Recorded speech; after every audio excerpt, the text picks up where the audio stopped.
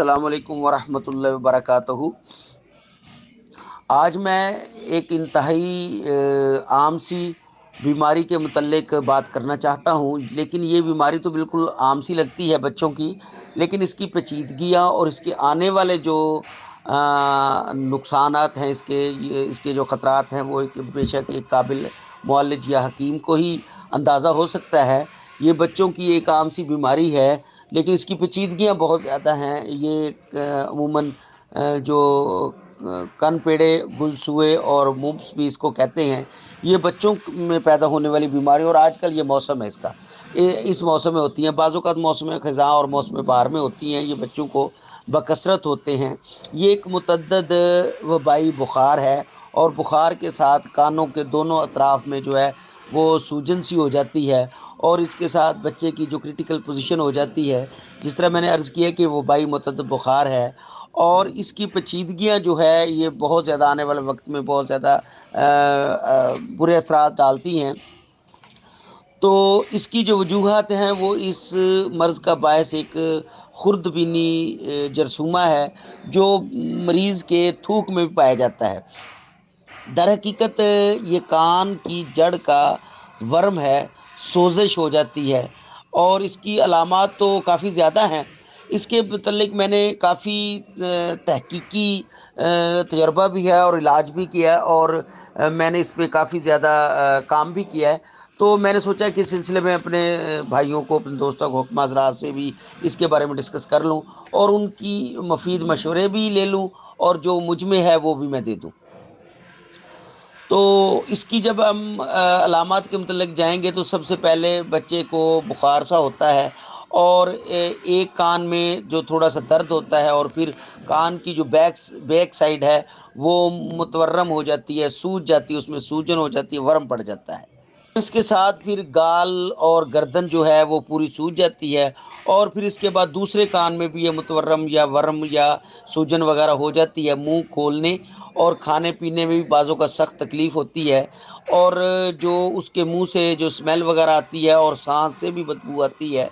तो ऐसे अमूमन जो बच्चे जो हैं जो उनके मुंह की जो रतूबत वगैरह है वो अखराज होती है, और ये 5वें दिन बुखार दूर होकर अलामत मर्ज़ में थोड़ी-सी कमी आ जाती है।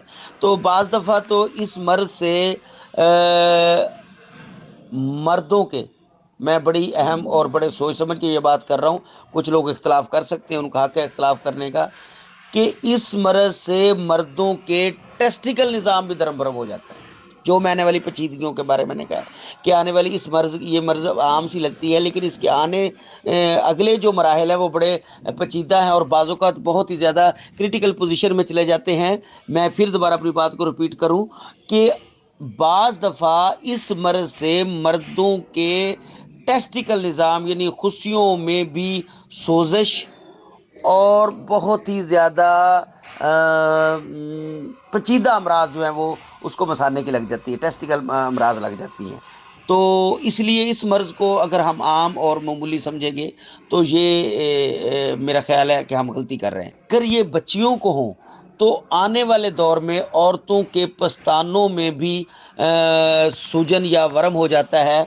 अलावा अज़ीम पेशाब की नाली से भी मवाद निकलने लगता है बाद में, क्रिटिकल पोजीशन जो मैं कह रहा हूँ।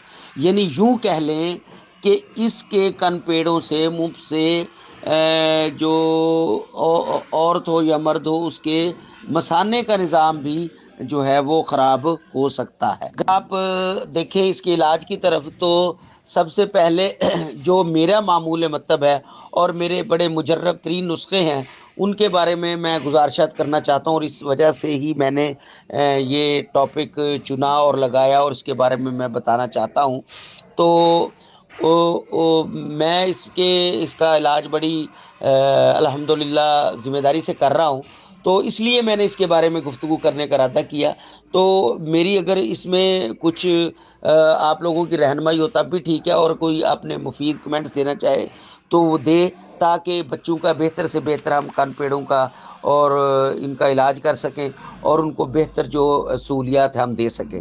तो मेरी तो ख़्वाहिश यही है।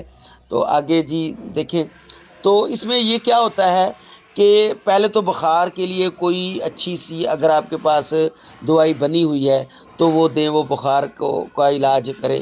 اور دوسرا جو اس میں اسبگول جو ہے اس کو دودھ میں پکا کر بطور بیرونی دونوں کانوں پہ جو ہے لگانا پلٹس کے طور پہ، وہ مفید ہے۔ اس کے علاوہ خوراک میں اگر ہم ذکر کریں اس کا علاج تو کو کھانے والی، تو 7 دانہ جو ہے لسوڑیاں، 11 دانہ بی دانہ، ٹھیک ہے جی۔ جو اناب ہے وہ 7 دانے، لسوڑیاں 11 دانہ، اور بی دانہ جو ہے وہ 5 دانے، تینوں کو ارک شاہترہ میں 6 تولہ ارکے کو 6 تولہ میں جوش دے کر اور مل چھان کر شربت نیلوفر 2 تولہ اس کے ساتھ ملا کر دیں، اور اس کا جو بہت زیادہ اچھے رزلٹ ہیں۔ اور خاکسی جو 6 ماشا چھڑک کر صبح شام پلائیں، اس کا بھی بہت زیادہ جو اثرات ہیں۔ تو ایک جو مجرب نسخہ میں آگے جو ایک مجرب ترین نسخہ ہے وہ میں عرض گزارش کرنا چاہتا ہوں، جو پہلے دن ہی افاقہ ہوتا ہے۔ روغن پنبا دانہ، روغن پنبا دانہ گرم کر کے اس کو انگلی کی مدد سے یہ کن پیڑوں کے اوپر بیرونی سطح پہ لگانا، یہ بے انتہا مفید ہے، بہت ہی زیادہ مفید۔ اس میں بہت زیادہ فائدہ ہوتا تھا۔ جو میرا معمول تھا وہ میں آپ کو بتایا کہ روغن پنبا دانہ کا استعمال جو ہے بیرونی سطح پہ لگانا، یہ بہت زیادہ مفید کن ثابت ہوتا ہے۔ اور اس کے علاوہ جو اس میں جو پرہیز اور علاج کی پرہیز کی طرف بات کریں تو تلی ہوئی چیزیں، ترش چیزیں، کھٹی میٹھی چیزیں اور گرم غذاؤں سے جو سخت سے پرہیز کریں، اور ایسی غذائیں نہ دیں جو ثقیل ہوں، جو دیر سے ہضم ہوتی ہوں۔